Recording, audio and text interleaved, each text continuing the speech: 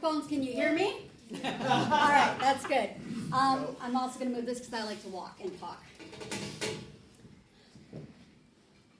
So, for myself, my homelessness started young as well. My mother sold speed and my father robbed banks, and after she died of cancer and he was incarcerated, I found myself on the streets of Hamilton at 16 years old. And from there, I engaged with a kind and caring gentleman. I'm just kidding. He was abusive as fuck.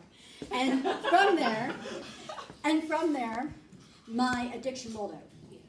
Right? So I was already exposed to it. I already knew I was helping my mother inject drugs when she was sick with cancer. And by the time she passed, I knew how to manage those feelings. I had the tools and equipment available, and I went for it. At 16 years old, I started working the streets of Hamilton. I was on that block, and I was a child.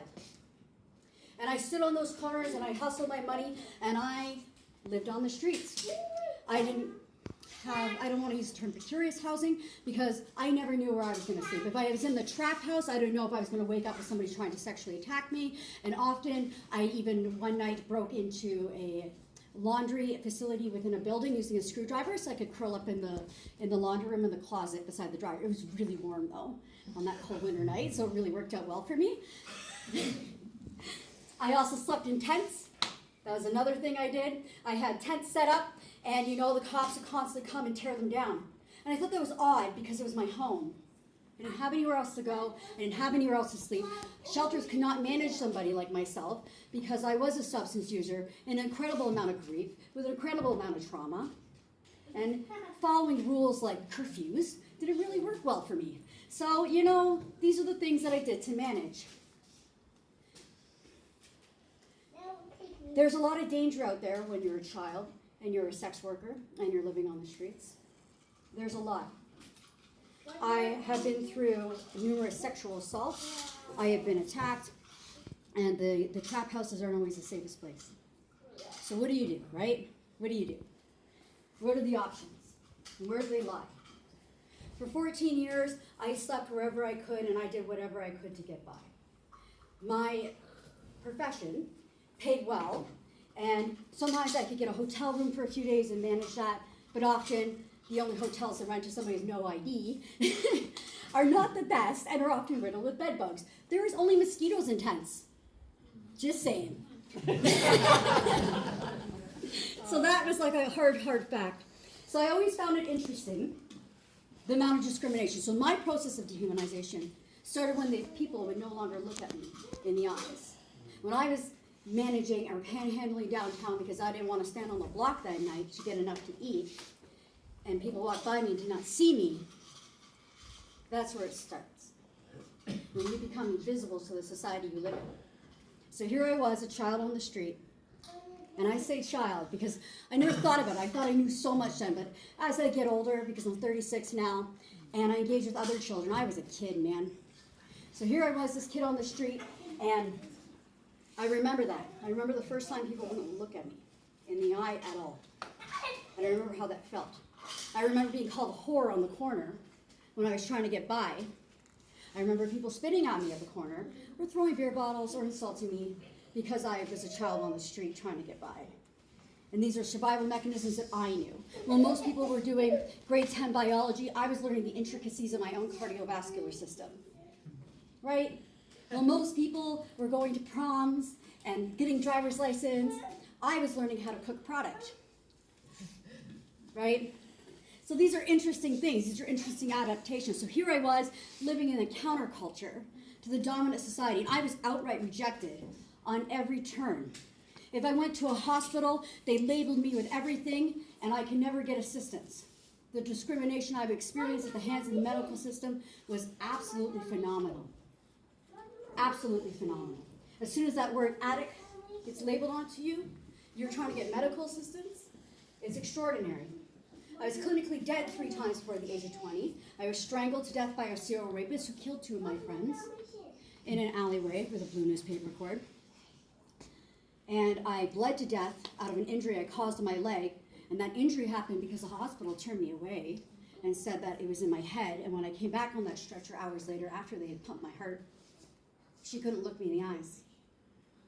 And that's my processes of dehumanization. And I remember these things, and I think about them often because now all these years later, I have 9 years under my belt, and I work in the field, I work in transitional living, and I still see the same thing happening. I still see it. A decade later, I'm still seeing it. I still see people turn their eyes away from those who are on the street. We were in a housing crisis. We were one paycheck away. I worked shelter, and I can tell you that a majority of them had 9-to-5 jobs, but yet could not afford housing. I can tell you that as a former sex worker, the discrimination I experienced only exacerbated where I was at. And I can tell you that even when I made enough money to get a place, because I couldn't prove where that income was coming from or that it was a steady income, nobody would rent to me except the most shittiest, deplorable places. Hard facts. So what now, right? How do we do better? We talked about subsidized housing, the wait list in Hamilton, 6 years. That's a problem. If you're lucky. If you're lucky, right? I work in a transitional living program. That's amazing. Indwell is amazing, but they're all waitlisted now. Indwell's waitlisted for 2 years. We are waitlisted. So what now? The trends that we're seeing will continue. These things will continue to happen. So how do we navigate the complexities of people who have trauma or substance use or just people experiencing homelessness? Because this is the whole spectrum, right? What do we do about that? I don't have all the answers for you today. I don't know what they all are. All I know is that we have to do better. And I think it starts with looking at somebody when they're out on the street asking you for change. And even if you don't have change, acknowledging their existence. How about we start there? Step 1. We'll start there. So now you can see another person's humanity, maybe for a minute. Maybe when somebody is sleeping in a tent, we don't call the police to have them removed because it's unsightly. Maybe? Maybe that's the next step. Maybe we start giving people a little bit of dignity. And how do we facilitate that? And what does that look like? You know, this is a topic close to my heart when we're talking about these things, because it's a complex issue that will take a number of intersecting solutions to work. We see tiny houses. It's a good idea for some, but when you come out of homelessness, sometimes we have a tendency, like I had food insecurity, so I kept keeping food that I didn't even need, and it took a while to overcome that.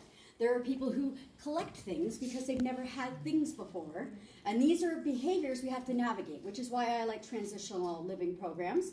I like them a lot because I think it gives an opportunity for that adaptation period and letting go of those survival mechanisms so that housing can be maintained. Right? This is my personal opinion on this.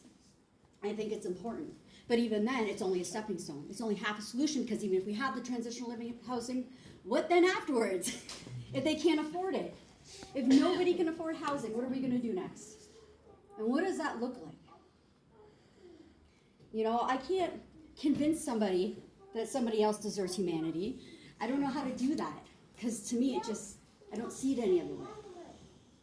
Right? I think, though, we perpetuate this ideology that people who are in homelessness are violent, or they're worthless drug addicts, or they did it to themselves, or why don't you get a job?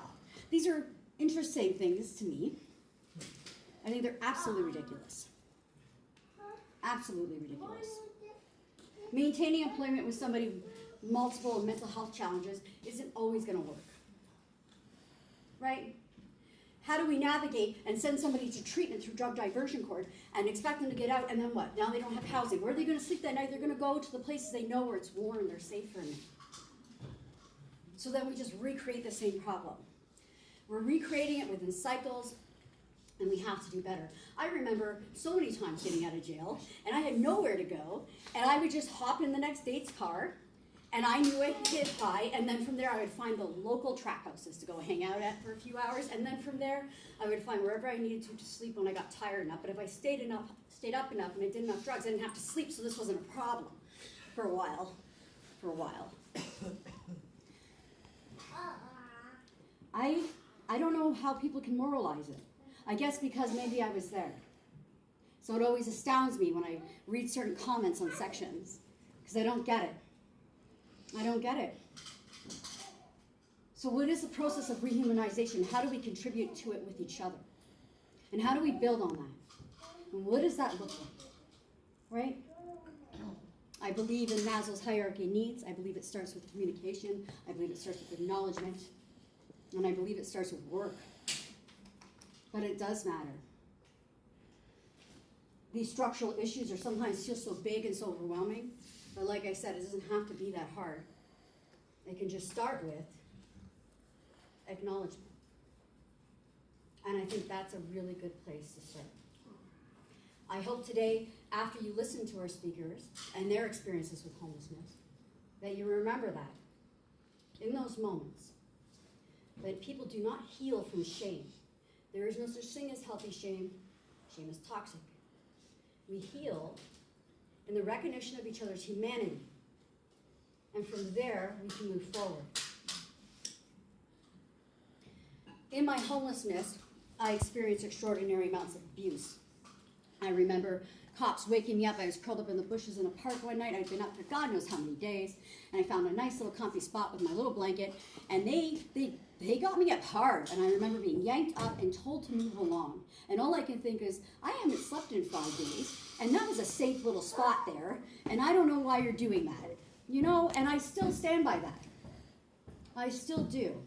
I had nowhere else to go. The shelters are always full.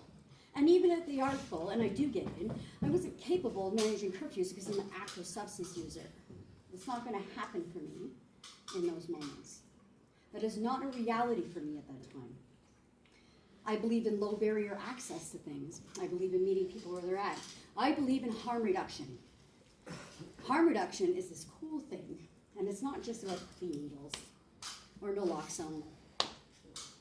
It's about accepting people where they're at until they're ready to get there. And that's like a huge statement.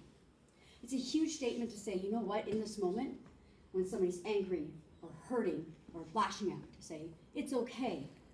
You're entitled to those feelings, and I'm right here with you. That's a powerful statement that we can do in all facets of our life. I try to facilitate it myself in all facets of my life. I hope today